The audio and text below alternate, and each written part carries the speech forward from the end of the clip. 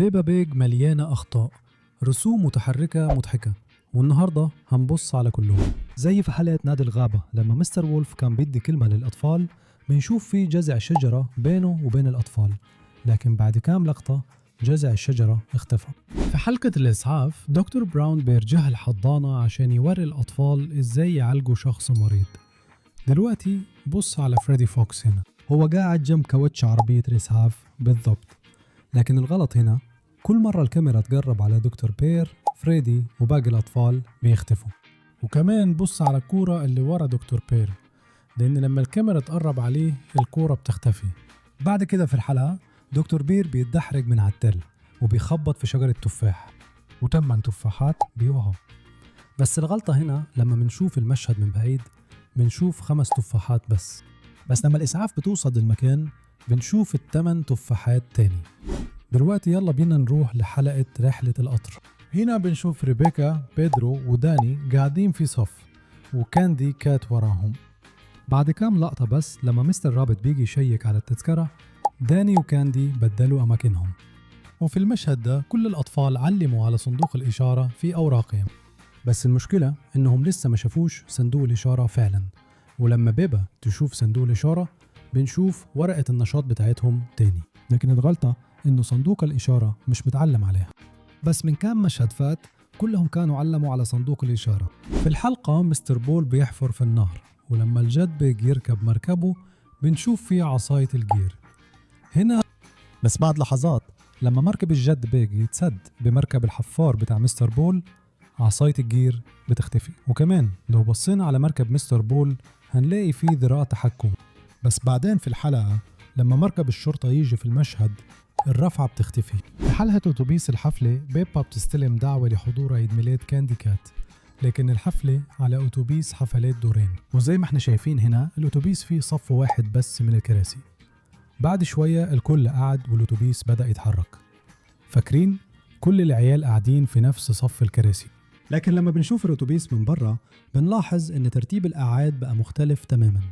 دلوقتي العيال قاعدين في صفوف مختلفة زي أي أتوبيس عادي.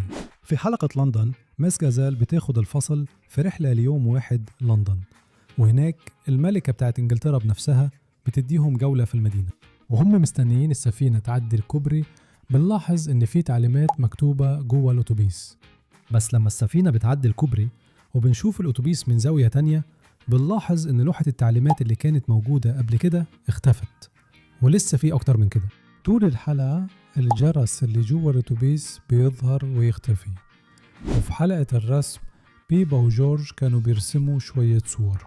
في البداية وهم بيجهزوا كان في 3 ألوان، أزرق وأحمر وأصفر.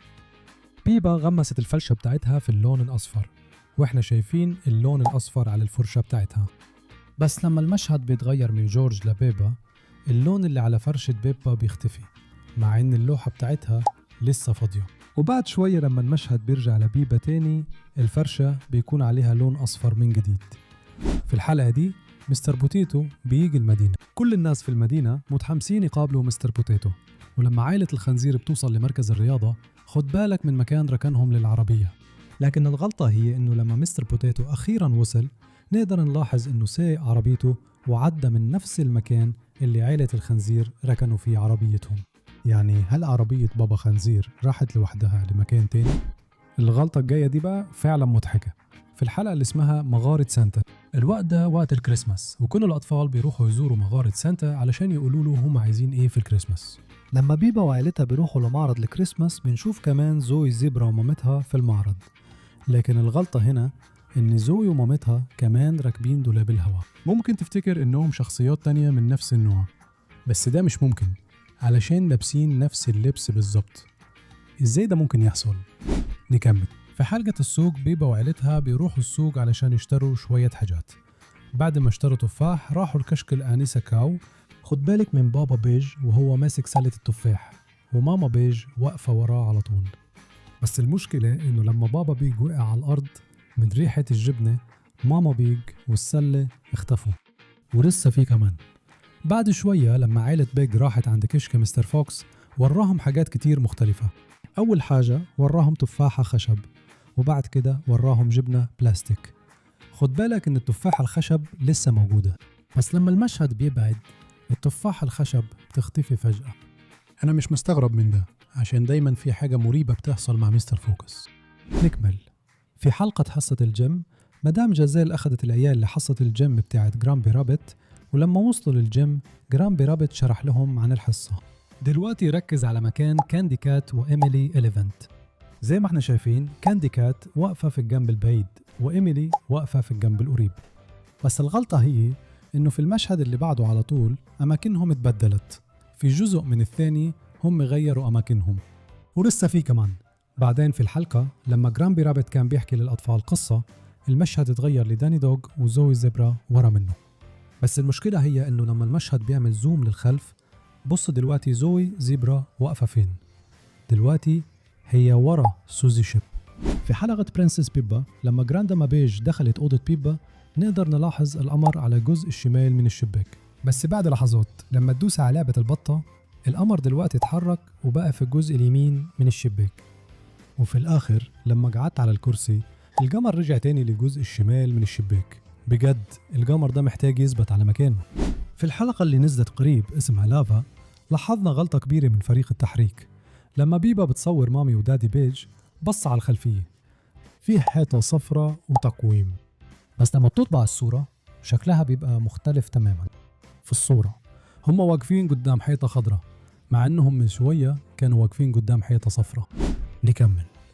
في الحلقة بتاعت إيميلي إليفنت لما العيال بيجروا جوه الفصل، بص على ترتيبهم.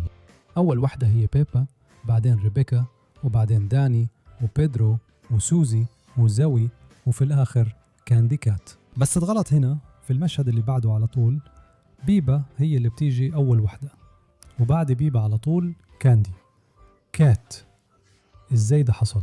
من شوية بس شفنا كاندي كات داخلة آخر واحدة، ولسه في كمان. لما العيال كانوا بيوروا إيميلي فين تعلق الجاكيت بتاعها، شفنا شوية جاكيتات متعلقة على الشماعة، بس ترتيبهم اتغير دلوقتي. الجاكيت الأخضر والجاكيت البرتقالي بدلوا أماكنهم في الحلقة اللي اسمها يوم حر جدا. في أول الحلقة مناخير مامي بيج بتعدي من الباب وهي بتفتحه. دلوقتي بص على المشهد ده كويس. عشان الجو حر قوي لازم تحط كريم الشمس. لاحظت حاجة غريبة؟ هي مامي بيج جابت كريم الشمس منين؟ لو كانت لابسة هدوم عادية كنا ممكن نفترض إنها طلعته من جيبها، بس هي لابسة مايو، وأكيد ما فيش جيوب في المايو بتاعها، صح؟ بعدين مامي بيج وصلت الخرطوم بالحنفية، بس الحنفية دي جت منين؟ في بداية الحلقة ما كانش فيه أي حاجة هناك، لكن دلوقتي في حنفية، ولسه ده مش كل حاجة. في وقت لاحق في الحلقة الآنسة رابت وصلت بعربية الآيس كريم بتاعتها، ومامي بيج جابت آيس كريم للجميع، لكن آيس كريم جورج داب حرفيا في ثواني، في حين إن باقي الآيس كريمات كويسة. ولما مامي بيج كانت هتدي آيس كريم دادي بيج لجورج، بص على العصاية اللي في جورج، أول ما يمسك الآيس كريم العصاية بتختفي. لما رجعوا للمسبح لاحظنا إنهم كلهم أكلوا الآيس كريم لأنه إيديهم فاضية، بس بعدين لما صحوا بابا بيج شفناه بياكل نفس الآيس كريم اللي جورج أكله. حلقة الغداء مليانة أخطاء كتير. من أول الحلقة نقدر نلاحظ جورج واقف على حدود حديقة الخضار والعشب، بس لما المشهد يبعد بنشوف إنه بقى على بعد كام خطوة من الحديقة، ولسه في كمان. في المشهد ده الجدة بيج بتعمل سلطة وبيبا وجورج واقفين جنبها بيتفرجوا.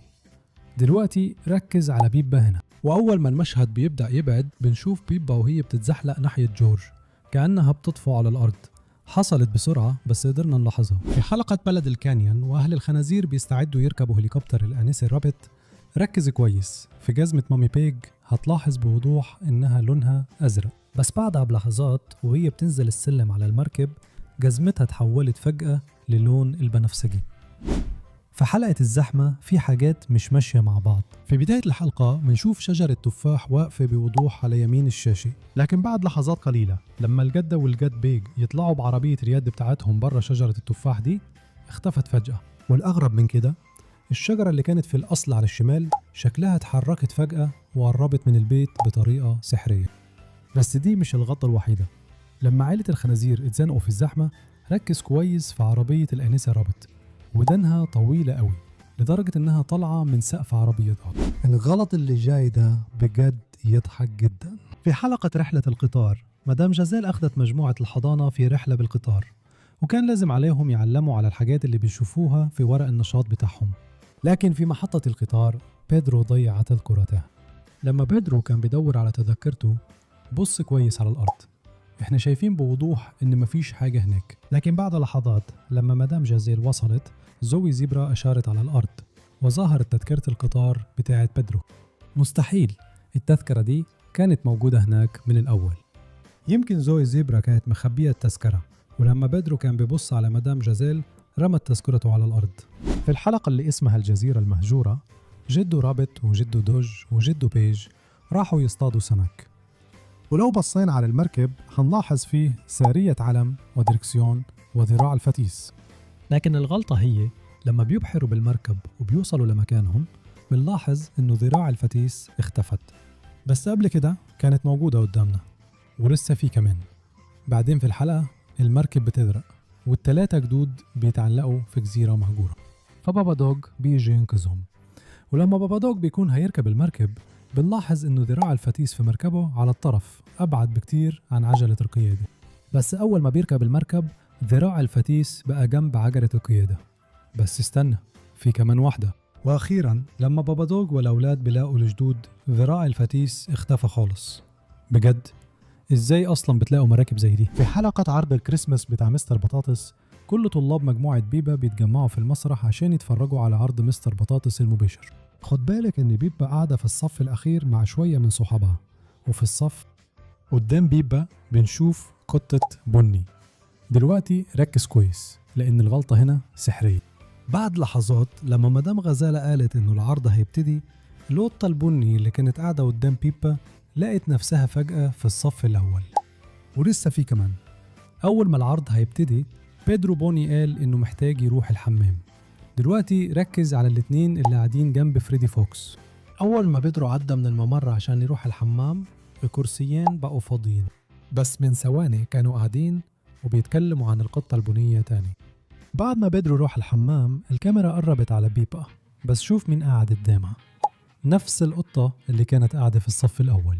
بعد ما بيدرو رجع من الحمام الكاميرا وسعت تاني، وطبعا القطة رجعت بطريقة سحرية وقعدت في الصف الأول. بجد ايه نوع الخدع اللي بتحصل هنا؟ دلوقتي الغلطة الجاية دي هتلاقوها في حلقة الكرة النطاطة. هنا بيبا وأصحابها بيلعبوا كورة، وكمان نقدر نلاحظ 4 شجرات عليهم فواكه. دلوقتي ركز كويس لأن بعد ثواني كل الفواكه اللي على الشجر هتختفي فجأة.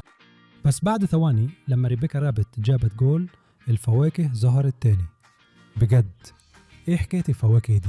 في حلقة ليلة الفيلم بيبا وأصحابها راحوا بيت بيني بير عشان يتفرجوا على فيلم. لو بصينا على الكنبة هنلاقي عليها 3 مخدات، لكن الغلطة هي إنه أول ما أهل بيني بير جهزوا البروجيكتور المخدات اختفت. والغريب كمان إنه بعد شوية لما العيال قعدوا يتفرجوا على الفيلم رجعنا شفنا ال3 مخدات تاني، بس المرة دي ريبيكا وسوزي وجيرالد قاعدين عليهم. دلوقتي تعالوا نشوف غلطة منطقية. الحلقة اللي اسمها الكرنفال مليانة أخطاء. في الأول جيرالد جيراف كان واقف وسط الناس، بس بعد شوية تلاقيه في العرض وهو بيلعب جيتار كهربائي مع فرقة الجاز. ولما المشهد يروح لكابتن دوغ وداني دوغ جيرالد بيرجع يظهر وسط الناس تاني. ولسه في أكتر من كده. لما مستر بوتيتو رمش عينيه اختفت، ومش بس عينيه اللي اختفت، مستر بوتيتو كمان ما عندوش دراعات. في المشهد ده بص على الدركسيون ايديه مش موجودة، بس بعد شوية دراعاته بتظهر على الدركسيون. وفي الحلقة اللي فصل بيبا راحوا فيها التخييم لاحظنا كمان غلطة استمرارية مثيرة للاهتمام. أول حاجة في المشهد بنشوف ميسيس وولف وهي بتعلم العيال ازاي يعملوا فقاعات صابون. التفصيلة هنا ان بعد كده على طول في المشهد اللي بعده أدوات عمل فقاعات الصابون اختفت فجأة من ايدين كل العيال. زي في الحلقة اللي ايفي وصلت فيها البيت لأول مرة بنلاحظ شوية أخطاء مضحكة جدا. لما بابا بيج كان شايل ايفي لو قربنا شوية هنلاقي دراعه بيعدي من وش ايفي كأنه مش موجود. شكله كده بابا بيج بقى عنده قوة خارقة جديدة. واحدة من أكتر الحاجات اللي بتميز بيبي إيفي هي العلامة اللي على شكل قلب الصغير اللي على خدها من ناحية واحدة، ودي حاجة مميزة ولطيفة جدا. والغلط اللي جاي ليه علاقة بالعلامة دي. في المشهد ده لما بيبي إيفي بتلف راسها يمين وشمال، العلامة اللي على شكل قلب بتختفي. دلوقتي الناحيتين من وشها بقوا شبه بعض بالظبط. ودلوقتي اللي جاي ده غلطة منطقية. لما عيلة الخنزير كانوا رايحين ناحية باب البيت، لاحظنا برواز صورة على الحيطة، وفي الصورة شفنا مامي بيج، دادي بيج، بيبا، جورج وإيفي. بس الغلطة هنا إن الحلقة دي المفروض بتعرض أول يوم لإيفي في البيت، يعني كانت في المستشفى طول الفترة اللي فاتت. فإزاي عيلة الخنزير قدروا يخرجوا ياكلوا بيتزا مع إيفي قبل كده؟ ده مش منطقي خالص. في حلقة كرة السلة بابا بيج جه الحضانة عشان يعلم بيبا وجورج وأصحابهم إزاي يلعبوا كرة السلة. وفي مشهد منهم لما بيبا وسوزي كانوا بيتكلموا لاحظنا غلطة غريبة. بص على ايدين سوزي، واحدة لونها رمادي والتانية لونها أبيض. ولسه في كمان.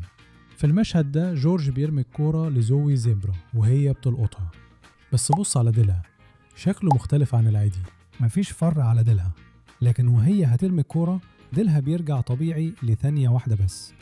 دي غلطة غريبة فعلا، مش كده؟ في حلقة المحققة بيبا وجورج بيلعبوا دور المحققين عشان يدوروا على تيدي.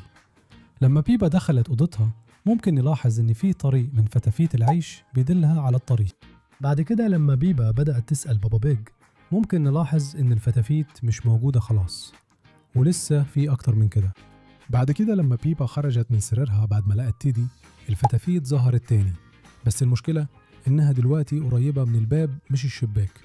قبل كده الفتافيت كانت ماشية لحد الشباك، يمكن بابا بيج أكل الفتافيت دي. لو رجعنا لحلقة إيفي لاحظنا كمان غلطة فيها.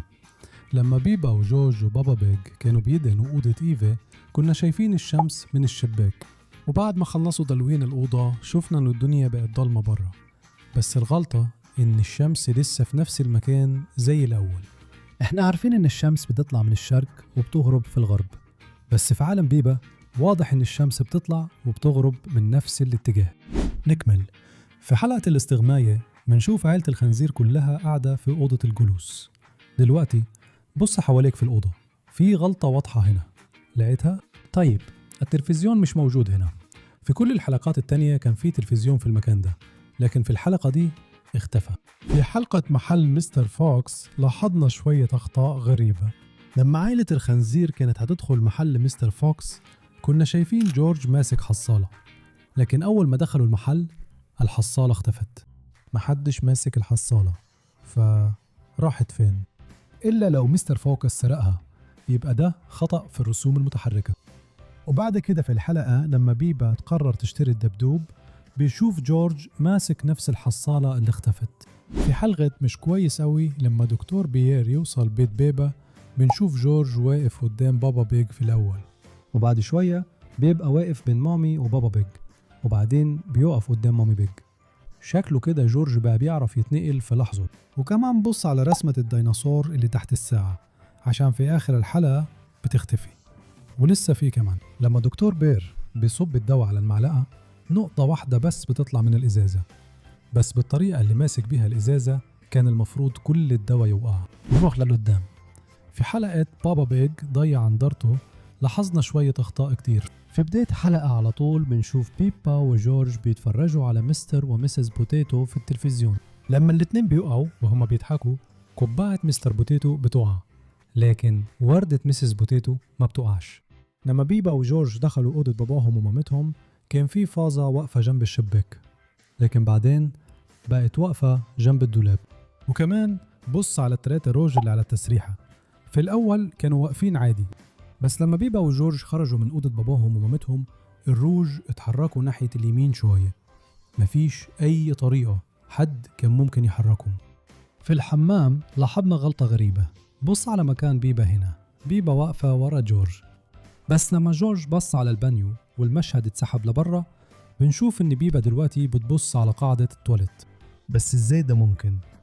هي كانت ورا جورج وما شفناهاش وهي بتروح الناحية دي. في الحلقة مستر بوتيتو بيزور المدينة، لما الكل مستني مستر بوتيتو برا مركز الرياضة بنشوف انه جدة بيج موجودة هناك برضه، وزي العادة لابسة القبعة بتاعتها.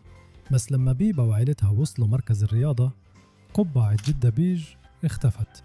ومش ده بس، لما مستر بوتيتو قطع الشريط وفتح الباب بنشوف ناس كتير أصلا جوه المبنى قبل ما يفتحوا، إزاي ده ممكن يحصل؟ وكمان ناس كتير اللي شفناهم جوه المبنى كانوا برا من شوية. لما مستر بوتيتو كان بيتكلم مع العيال بنشوف لوحتين في الخلفية. ركز دلوقتي على لوحة الدمبل دي. لما سوزي تبدأ تتكلم اللوحة دي بتتقلب وبتغير اتجاهها. في حلقة المتحف بيبا راحت المتحف مع عائلتها، كانت بتستكشف المتحف وبتستمتع جدا. وفي واحدة من المشاهد لما بيبا كانت بتبص على تاج فوق رف بنشوف في الخلفية إن في حيطة بنفسجي سادة وراها. بس لما الكاميرا قربت على بيبا ما شفناش الحيطة البنفسجي، لكن شفنا دولاب زجاجي، مع إن في المشهد اللي قبل كده كانت الحيطة البنفسجي هي اللي وراها. في الحلقة كابتن دادي بيج عائلة الخنزير رايحين في رحلة بالقارب. دلوقتي بص على العمود المعدني اللي في القارب، مفيش عليه أي حاجة، لكن بعد ثواني جرس ظهر فجأة. وفي نفس الحلقة لقينا غلطة غريبة تانية. بص على بطانية النزهة، تقدر تشوف إنها مليانة أكل منوع، لكن بعد شوية لما بيبا وجورج بدأوا يأكلوا البط الكاميرا بعدت والأكل اللي كان على بطانية النزهة اختفى. دي أكيد غلطة، لأننا مش شايفين إن بابا بيج قدر ياكل كل الأكل في ثواني. دلوقتي الغلطة الجاية دي كمان غريبة. لما بيبا وجورج جريوا ناحية مامي بيج خلي بالك من مكانهم، هنا جورج قدام وورا منه بيبا، بس لما الكاميرا بتبعد أماكنهم اتبدلت. بعدين في الحلقة عائلة الخنازير رجعت من رحلة القارب، ولو بصين على آخر جزء في القارب مش هنلاقي حاجة هناك، بس بعد ثواني قطعة معدن ظهرت من العدم. بجد القارب ده شكله سحري. في الحلقة اللي فيها بيبا وعائلتها بيعملوا بنانا سبليت لاحظنا شوية أخطاء غريبة. في البداية لما بيبا سألت الجدة بيج ايه هو بنانا سبليت، كان في لوح خشب عليه سكينة و5 موزات على الترابيزة.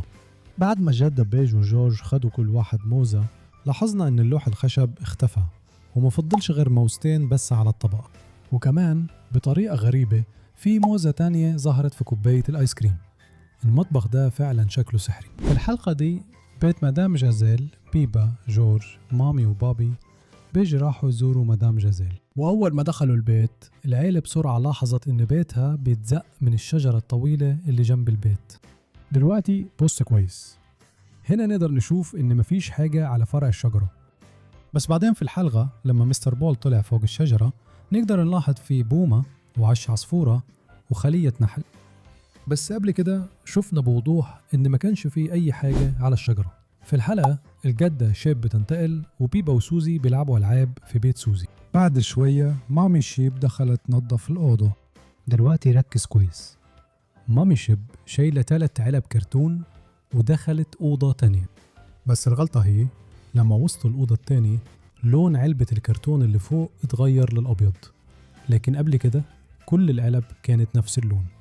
ومش بس كده، لما مامي شيب حطت العلبة البيضة غيرت لونها بطريقة سحرية، ودلوقتي رجعت للونها الأصلي. يبدو إنه علبة الكرتون دي بتتصرف من نفسها، زي في المشهد ده لما ماندي ماوس بتتكلم وهي بتلف بالكرسي المتحرك بتاعها. لو وقفنا عند الكادر الصح هنلاقي وشها مش موجود. في حلقة الآلات الموسيقية لما بابا بيج بيدي بيبا طبلة في حاجة شكلها غريب شوية، مفيش حزام ولا خيط ولا أي حاجة تمسكها، وبرغم كده لما بيبا تبدأ تعزف على الطبلة بنلاقيها بتطفو في الهواء كأن في إيدين خفية شايلينها. ولما جورج يبدأ ينفخ في البوق بيحصل حاجة غريبة، فين راحت التلفزيون والسمكة الذهبية؟ يبدو إنهم اختفوا في الهواء كده فجأة.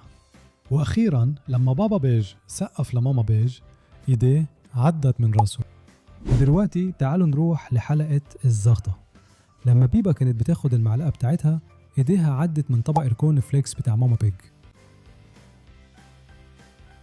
وفي المشهد ده لما بابا بيج صب اللبن في الكورن فليكس مستوى اللبن في الإبريق متغيرش خالص. بص على طبق الكورن فليكس ده مش على الترابيزة، ده عايم في الهواء. وكمان ركز على المعلقة اللي في ايد بيبا عشان بعد لقطة واحدة بس هتلاقيها فجأة انتقلت على الترابيزة. في حلقة ريبيكا رابت لاحظنا شوية أخطاء كتير. في اللقطة دي احنا حرفيا شايفين عيون ريبيكا من خلال ودان ريتشارد. ودان ريتشارد بقت شفافة في اللقطة دي. وكمان لما بيبا كانت هتدخل الأوضة بص على الباب هنا، الباب مفتوح ناحية النفق، بس لما دخلت الأوضة الباب بقى مفتوح ناحية الأوضة. ولما العيال كانوا بيلعبوا في بيت بيبا بص على بيت العرايس اللي وراهم، في حيطة ناقصة من قدام، بس بعد ثانية واحدة من غير ما حد يلمسه حتى الحيطة ظهرت. في حلقة رحلة الأتوبيس المدرسي من أول لحظة لاحظنا غلطة مضحكة.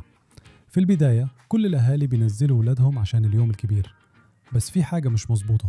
لو ركزت كويس هتلاقي مامي كات واقفة هناك من غير كاندي كات في أي مكان. يا ترى نسيت تجيبها ولا الرسامين نفسهم نسوا كاندي خالص؟ وفي المشهد ده بص على علبة أكل سوزي وافتكر شكل التفاحة المأكولة نصها وهي متحطوطة ازاي، لأن بعد كام لقطة التفاحة فجأة اتقلبت لوحدها. ولسه في أكتر من كده، أول ما سوزي بتقفل علبة الأكل بتاعتها التفاحة بتختفي.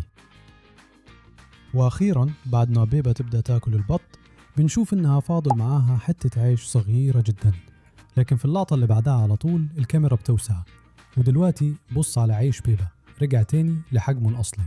هو ده نوع من الجريتش العيش اللي نهائي ولا ايه؟ في الحلقة اللي اسمها البوليس لما الضابط باندا خبط في شجرة بالغلط، شوية تفاح وقعوا منها، بس هنا الغلطة من شوية بس. لما شفنا نفس الشجرة دي لأول مرة ما كانش عليها أي تفاح خالص. أمال التفاح ده جه منين؟ يا إما التفاح ده ظهر من الهواء، يا إما الرسامين أدوا الشجرة وجبة خفيفة في آخر لحظة. في الحلقة اللي اسمها زوي زيبرا بنت ساعي البريد، لما مستر زيبرا جه ياخد الجوابات من صندوق البريد بص على الشجرة دي، هنا هي أصلا مش متوصلة بالأرض، الشجرة فعلا طايرة في الهواء. بعدين في الحلقة بنشوف سوزي شاب وهي داخلة بيت زوي عشان حفلة عيد الميلاد، لكن الغلطة هي إنه لما الحفلة بتبدأ مش بنشوفها في أي مكان. نروح لحلقة حفلة اليقطين. من أول لقطة لما بنشوف بيت عيلة بيج السما لونها بنفسجي، لكن لما بابا بيج بيكون في المطبخ السما لونها أزرق. في ثواني لون السما تغير. ولما بيبا وأصحابها بيروحوا بيت سوزي مامي شيب تستقبلهم عند الباب، لكن لما سوزي تطلع برا مامي شيب اختفت. وأخيرا لما سوزي بتتكلم مع مدام جازيل بص هنا على المراية، ولا احنا مش بنتكلم عن ظل مدام جازيل اللي مش موجود، احنا بنتكلم عن لون الحيطة. لون الحيطة في الانعكاس مختلف عن لونه الحقيقي. في حلقة الترامبولين احنا في حديقة الترامبولين بتاعت مس رابت لما مس رابت كانت بتشرح لهم. لو بصينا وراها هنلاقي مكتب فاضي ورف مليان جزم. بعد ما مس رابت خلصت شرحها ورجعت لمكتبها دلوقتي نقدر نلاحظ ان في جزمة زرقاء فوق مكتبها، لكن قبل كده المكتب كان فاضي تماما. ولسه في اكتر، هنا جزمة سوزي لونها ازرق بس لما شالتهم فجأة بقوا لونهم بنفسجي. ولسه في اكتر، الحلقة دي مليانة اخطاء في الالوان. بص على جزم جورج وريتشارد هنا، هم لونهم احمر وازرق، بس لما بيحطوا جزمهم على المكتب دلوقتي بقوا اخضر وبنفسجي. واخيرا لما سوزي تتنطط على الترامبولين الحواف بتاعة الترامبولين لونها بنفسجي، لكن لما بتقول انه بابا بيج على الترامبولين الحواف لونها ازرق. ودلوقتي عندنا عيد ميلاد جدو بيك. اول حاجة بص على طاقية الحفلة اللي جدو بيك بياخدها، لان لونها فعلا بيتغير اول ما يلبسها. وبعدين على الترابيزة اللي تيتا وجدو بيك قاعدين عليها تقدر تشوف بوضوح 4 مناديل محطوطين، لكن لما بيبا وجورج قرروا يلبسوا 2 منهم كطاقية حفلة فجأة ما بقاش فيه ولا واحدة. ولسه الموضوع ما وقفش هنا، وأثناء ما الجرسونات بيقدموا الاسباجيتي مدام كات باينة قاعدة مع مدام دوج، لكن من شوية في لقطات قبل كده كانت قاعدة مع مستر كات، يعني إذا لو هي تعلمت التنقل اللحظي ده خطأ تاني من الرسامين. وفي تفصيلة أخيرة، بص على الورد اللي على فستان مامي بيج، لأنه بعد ما جدو بيج يقول إنه كبير على الحفلات الحقيقية بص تاني على فستان مامي بيج، الورد اللي عليه فعلا بيتغير شكله. نروح للجزء اللي بعده. في بداية حلقة مسابقة اليقطين مدام غزالة بتشرح قواعد مسابقة اليقطين، لكن ركز كويس في الخلفية، تحديدا القرعين دول، واحد فوق رف الكتب والتاني فوق الدولاب الأخضر اللي على الشمال. لكن بعد كام لقطة بس لما الكل بيرفعوا قرحهم الاتنين اختفوا، وبعدين كأن مفيش حاجة حصلت، الجرعين رجعوا تاني بطريقة سحرية. وده مش الاختفاء الوحيد على فكرة، لما داني قال بيبا مش هنا كان في كرسي أحمر فاضي جنبه، بس في اللقطة اللي بعدها على طول ريبيكا ظهرت فجأة قاعدة على نفس الكرسي الأحمر ده، والكرسي الأحمر اللي كانت قاعدة عليه قبل كده انتقل بطريقة غريبة جنب سوزي. وأخيرا لما بيدرو خد الجايزة بتاعته ركز في لون الكرسي بتاعه، لحظة تلاقيه برتقالي وفي اللحظة اللي بعدها بقى أزرق فاتح. يمكن الجايزة كانت تغيير شكل الكرسي ببلاش. الحلقة بتاعت محل التبرعات كلها أخطاء. خد بالك من فستان الجدة. وولف في الأول لونه بنفسجي وبعد شوية بقى لونه أزرق مخضر. ولسه في كمان. لما عائلة الخنزير قررت هيتبرعوا بإيه، بص على الكمبيوتر اللي في الخلفية. لما بيبا تتحرك من الشمال لليمين الكمبيوتر بيختفي وبداله بيظهر كرسي قديم. وبعد كده لما مامي بيج بتوري كتاب لدادي بيج الكمبيوتر بيرجع تاني والكرسي القديم بيتحرك ناحية اليمين. في الحلقة اللي اسمها حفلة المدرسة في غلطة في التحريك حصلت بسرعة جدا. شوف لو تقدر تلاحظها. ها انت يا بيبا، دلوقتي انت بقيتي نمر. لو بطأنا المشهد ده هنقدر نشوف في آخر كادر في المشهد فرشة التلوين بتطفو في الهواء بشكل سحري. وبرضه في نفس الحلقة لما بابا بيج عمل ديناصور من بالونة لجورج نقدر نلاحظ إن مفيش خيط مربوط في البالونة، بس لما جورج بدأ يجري بالبالونة خيط ظهر فجأة بشكل سحري. في حلقة الحاجز المرجاني العظيم بيبا وعيلتها كملوا إجازتهم في أستراليا. في أول الحلقة على طول نقدر نلاحظ شواية باربيكيو جنب باب البيت. وبعد كده في الحلقة الكل ركب غواصة مدام كانجارو علشان مغامرة رائعة لاستكشاف الحاجز المرجاني العظيم. بس لما رجعوا بعد ما استكشفوا البحر نقدر نلاحظ إن شواية الباربيكيو مش موجودة خلاص، إلا لو حد سرقها وهم مش موجودين كان المفروض تبقى في نفس المكان. يمكن استراليا عندهم نسخة خاصة من السيد فوكس. في حلقة يوم الفايكنج لما الجيت بيج كان بيبص على كشك الآنسة رابت من خلال المنظار بتاعه نقدر نلاحظ إن في 3 قطع كيك على كاونتر، بس بعد ثواني المشهد قرب على الكشك ودلوقتي في قطعتين بس. مفيش حد هنا بياكل الكيك، يبقى راحت فين؟ ولسه في أكتر من كده. لاحظنا غلطة تانية من خلال المنظار بتاع الجيت بيج. لو قربنا على الجدة وولف هنلاقي الكوباية بتاعتها لونها أزرق، لكن لما المشهد يقرب عليها بنشوف إن لون الكوباية بقى أحمر. في الحلقة اللي اسمها بيبي ألكسندر عائلة الخنزير كانوا في المطبخ مستنيين بيبي ألكسندر يوصل. ورا بابا بيج في شوية رسومات على السبورة. دلوقتي ركز بس على البيت والقلعة.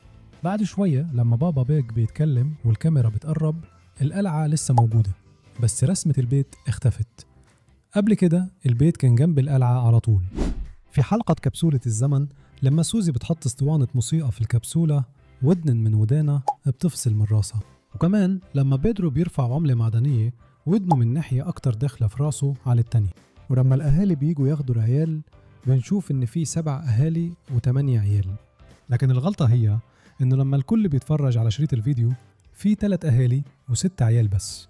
وأخيراً لو بصينا تحت التلفزيون هنلاقي شريط فيديو جوه المشغل، بس بعد كام لقطة شريط الفيديو بيختفي. في حلقة الزحمة لما عائلة الخنزير اتزنقت في الزحمة مامي بيج رجعت العربية ولفت من طريق مختصر، بس الغلطة هنا من شوية ما كانش فيه طريق مختصر أصلاً. وبعدين لما العيلة اتزنقت في نفس الزحمة تاني الطريق المختصر اختفى. بعد كده في الحلقة تيتا وجدو بيج جنب ومعاهم سلة الأكل. ولما بيدرو كان بيجري ناحية مكان النزهة ودنه اتفصلت عن راسه. نكمل. في حلقة بابا بيج ضيع نضارته لاحظنا شوية أخطاء كتير. لما بيبا وجورج دخلوا أوضة أهلهم كان في فازة جنب الشباك لكن بعدين بقت واقفة جنب الدولاب. في الحمام لاحظنا غلطة غريبة. بص على مكان بيبا هنا.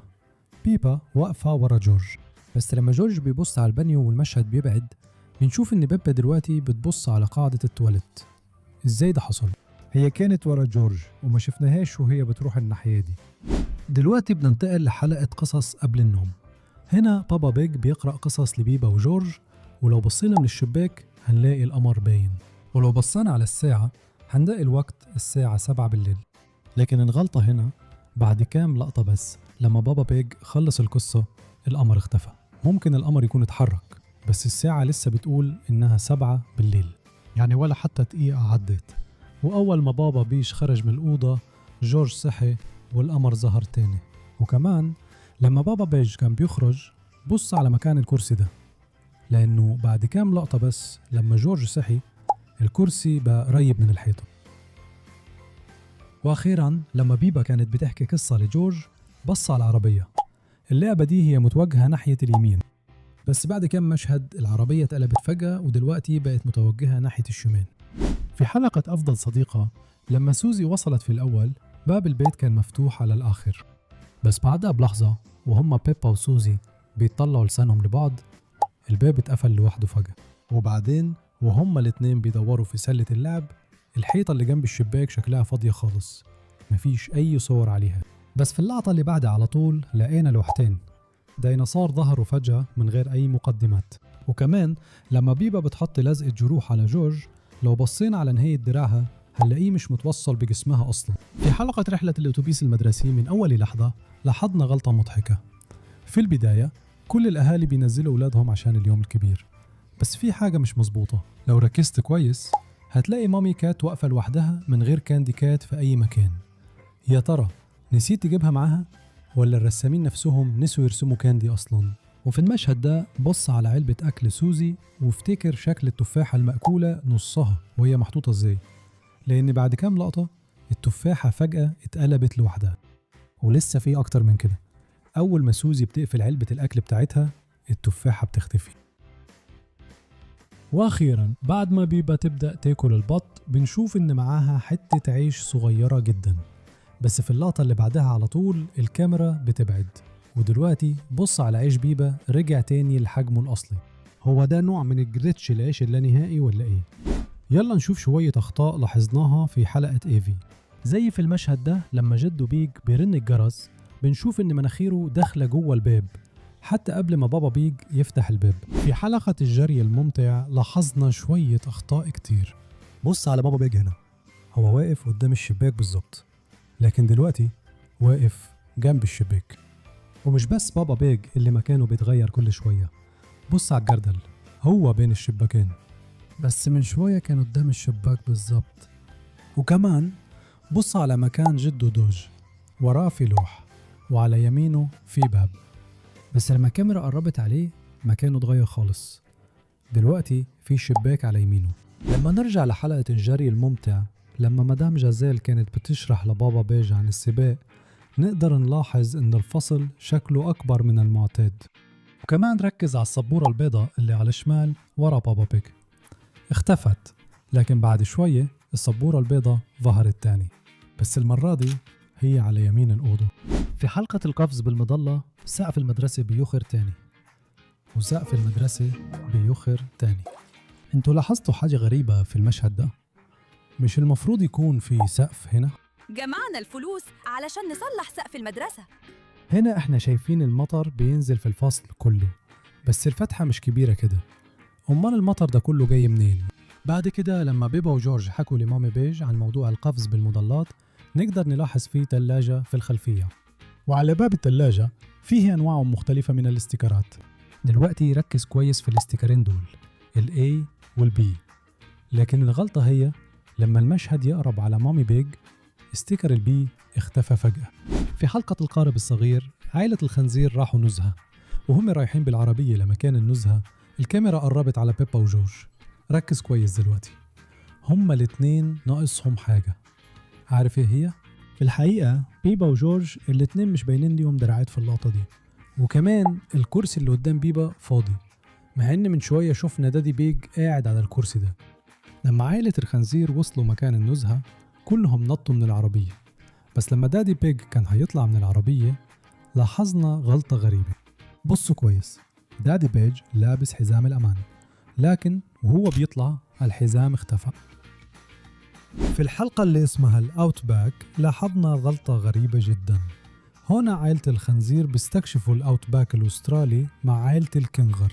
في واحدة من المشاهد مامي بيج بتجمع عيدان علشان النار لما دادي كنغارو جاب الشواية. ركز دلوقتي على العيدان دي، لما مامي بيج حطت العيدان ورجعتها برجليها العيدان كانت لسه موجودة، لكن لما بيبا دخلت الكادر العصاية اختفت فجأة كده، العيدان اختفت قدام عينينا كده ببساطة. وكمان بنشوف بلاتيبوس في نص الصحراء، مع ان في الحقيقة هما بيعيشوا في المية، يعني ده خطأ منطقي، وده مش كل حاجة.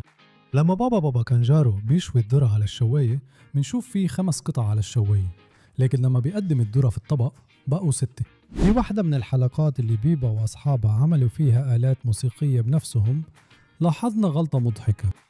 في بداية الحلقة بالظبط بنشوف الأطفال بيعزفوا على آلات موسيقية مختلفة، ومدام غزال بتتفرج عليهم، ولو بصينا ورا مدام غزال على طول هنلاحظ كوباية مليانة آلام تلوين. لكن الغلطة هي إنه بعد لحظات لما مدام غزال بتطلع علبة الكوباية اللي وراها بتختفي. بس بعد كم ثانية الكوباية اللي فيها آلام التلوين ظهرت تاني، زي في حلقة مشروع المدرسة لما مامي بيج ردت على مكالمة سوزي. بص على الأزرار هنا دلوقتي، ركز بس على الزرار البرتقالي ده، لأنه لما المشهد بينتقل من سوزي لمامي بيج الأزرار في التليفون بتتبدل. قبل كده الزرار البرتقالي كان ناحية الشمال، لكن دلوقتي بقى ناحية اليمين. في حلقة مكتب دادي بيج بيبا وجورج بيروحوا يزوروا مكتب دادي بيج. أول ما بيوصلوا المكتب بنشوف ترابيزة دادي بيج. خد بالك من مكانها دلوقتي عشان في حاجة سحرية هتحصل. لما دادي بيج يوصل لترابيزته مكانها اتغير تماما. في الأول الترابيزة كانت في نص الأوضة، لكن دلوقتي بقت جنب الحيطة وفي سبورة بيضة وراها. في حلقة ديانز بيبا وجورج كانوا بيلعبوا في بيت الشجرة بتاعهم، ولما صحابهم جم بس المشهد ده فيه أخطاء غريبة جدا. أول حاجة بصوا كويس على ريبيكا، شكلها طبيعي جدا في الأول، لكن أول ما هيبدأوا يدخلوا بيت الشجرة فجأة وبلحظة سريعة هتلاقي فيه طين على وشها. الطين ده جه منين أصلا؟ وبعدين لما ريبيكا بتدخل من باب بيت الشجرة ودانها بتعدي من الحيطة كأنها مش موجودة. بس ده مش كل حاجة. ولما بيدرو وداني يوصلوا الفرع اللي بيبا واقفة عليه فجأة بيطول كده لوحده. ازاي ده ممكن يحصل أصلا؟ وبعد كده لما بيبا بتزق جورج بره بيت الشجرة جزء من مناخيره بيعدي من وش ريبيكا كأنها مش موجودة. ولما ريبيكا بتطلع ريتشارد ودانه بتعدي من حيطة البيت. في حلقة رحلة بولي بالقارب الجد بياخد بيبا وجورج ومعاهم بولي الببغاء في رحلة بحرية، فالجد بيزق الدراع ويشغل القارب بتاعه. بس استنى، في غلطة هنا. بص على الدراع هنا ويلا نرجع شوية ورا. زي ما احنا شايفين من شوية ما كانش فيه دراع في القارب ده، لكن دلوقتي فجأة ظهر واحد. حلقة سوبر بوتيتو مليانة أخطاء جامدة. بص على المكتب اللي ورا مدام غزال في شوية لعب عليه، لكن بعد ثواني كتابين ظهروا فجأة من غير سبب. وبعد كده في الحلقة مستر بوتيتو اتزنق جوه عربيته، ولإنقاذ الموقف سوبر بوتيتو جه. بعد كده استخدم قوته الخارقة علشان يشيل سقف العربية الزجاجي. الغلط هنا إنه حتى قبل ما يشيل الغطا بالكامل مستر بطاطس خرج من العربية وعدى من سقف العربية الزجاجي، وده ضد قوانين الفيزياء تماما. يبدو إنه مستر بوتيتو هو اللي فعلا بطل خارق. في حلقة رحلة القطار الطويلة بابا بيج بيستلم جواب بيقول إنه لازم يسافر في شغل علشان يختبر شوية خرسانة مهمة جدا. بيبا ومامي وجورج كلهم قرروا يروحوا مع بابا ويستمتعوا برحلة القطار. عائلة الخنازير كلها راحت المحطة واستنوا القطار. لما القطار وصل قعدوا كل واحد في مكانه. دلوقتي ركز كويس، لما بنشوف القطار من بعيد بنلاحظ ان في قطة قاعدة في الكرسي اللي ورا عائلة الخنازير على طول. بس المشكلة انه لما القطار وصل للمحطة نفس القطة كانت واقفة مستنية برا القطار. فعليا نفس الشخصية كانت جوا وبرا القطار في نفس الوقت. في حلقة فراخ جدة بيج توبا وجورج راحوا بيت جدهم وجدتهم، ولما وصلوا البيت الجدة بيج ورت بيبا وجورج أوضتهم. السرير بينط. أيوة دلوقتي. خدت بالك من حاجة غريبة؟ بيبا وجورج سابوا الشنطة بتاعتهم على الأرض وبدأوا ينطوا على السرير. خد بالك إن الاتنين شنط على الأرض، بس الغلطة هي إن بعد ثواني الشنط اختفت فجأة. ودلوقتي في الغلطة الجاية هنشغلك المقطع، شوف لو هتعرف تلاقي الغلطة. البذور دي هتكبر وتبقى ورد جميل. لاحظتها؟ لما جدو بيج كان بيتكلم عن البذور خد بالك من مكان البخاخة، وبعدين المشهد بيقرب على البذور ويرجع تاني لمكانه الأصلي. بس بص على البخاخة مكانها اتحرك شوية بين اللقطات. ولسه في أكتر من كده، في أخطاء تانية مضحكة أكتر في الحلقة دي. بص على جدو بيج وهو بيتحدى قوانين الجاذبية. بالطريقة اللي ماسك بيها العلبة المفروض كل البذور تقع مرة واحدة، لكن هنا كل مرة بذرة واحدة بس اللي بتقع. وكمان من شوية العلبة كانت مليانة بذور، بس أول ما أول بذرة وقعت العلبة بقت نصها فاضي، وبعد كام ثانية العلبة رجعت مليانة بذور تاني. هو ده نوع من خلل البذور اللي ما بتخلصش ولا ايه؟ وآخر غلطة في الحلقة دي غريبة جدا. لما جدو بيج كان بيطرد العصافير دراعه غطى وش بيبا. وش بيبا دلوقتي بقى فيه دراع طالع منه. حلقة نيتشر تريل كلها أخطاء ورا بعض. هنشغلكم مشهدين شوفوا لو هتعرفوا تلاقوا الغلطة. ركزوا بس مع بابا بيج عشان غلطة لا علاقة بيه. بابا، هنشوف ايه في الريف؟ بداية ممر الطبيعة. احنا وصلنا. هي لقيته في أول مشهد بابا بيج ما كانش لابس شنطة ظهر، بس في المشهد التاني قاعد ومعاه شنطة ظهر، والشنطة دي على فكرة ما فيهاش أي أحزمة، هي ببساطة لازقة في ظهره، والأحزمة بتظهر بس لما ينط على الأرض من العربية. دلوقتي احنا تعودنا نشوفهم بينطوا من العربية، بس بينطوا من ورا العربية لقدام. ده بقى مستوى تاني خالص، وكمان الباب بيتقفل لوحده في الوقت المناسب. واكتر حاجة محيرة في كل ده هي ليه بيفتحوا الباب اصلا لو هم هينطوا من العربية في كل الاحوال. في حلقة انقطاع الكهرباء بابا وجورج كانوا بيرقصوا في اوضة المعيشة. شايف اللمبة دي؟ الحلقات التانية ما كانش فيها اللمبة دي. وبرضه علشان القصة ضافوا حاجة جديدة، وده كمان يشمل انهم ضافوا زرار في التلفزيون في الحلقة دي مخصوص علشان بيبا تدوس عليه بعدين. وبعد كام ثانية المشهد بيتغير وبيوري مامي بيج وهي بتشتغل، والأوضة دي كمان ما كانش فيها اللمبة دي. هم ضافوا اللمبة دي مخصوص للمشهد ده بس. الكمبيوتر اتقفل. اوه، ايه هي الكهرباء؟ كهرباء. خدت بالك من حاجة؟ مكنسة بابا بيج اختفت. في الحلقات اللي فاتت كانت دي مجرد غرفة تخزين، لكن في الحلقة دي خلوها قبو. على عكس اسمها، حلقة اليوم المثالي مش مثالية خالص، لأننا لاحظنا فيها كذا غلطة في الرسوم المتحركة. هنا بيبا وعائلتها بيروحوا المول علشان مامي بيج تعيش تجربة يوم مثالي، وأول ما عائلة الخنزير دخلوا سبا الآنسة رابت بنشوف مستر بول كمان في السبا وبيعمل مساج. بعد شوية بيبا وجورج ودادي بيج خرجوا من السبا علشان يستكشفوا المول، وأثناء ما هم بيتمشوا عدوا على محل خزف.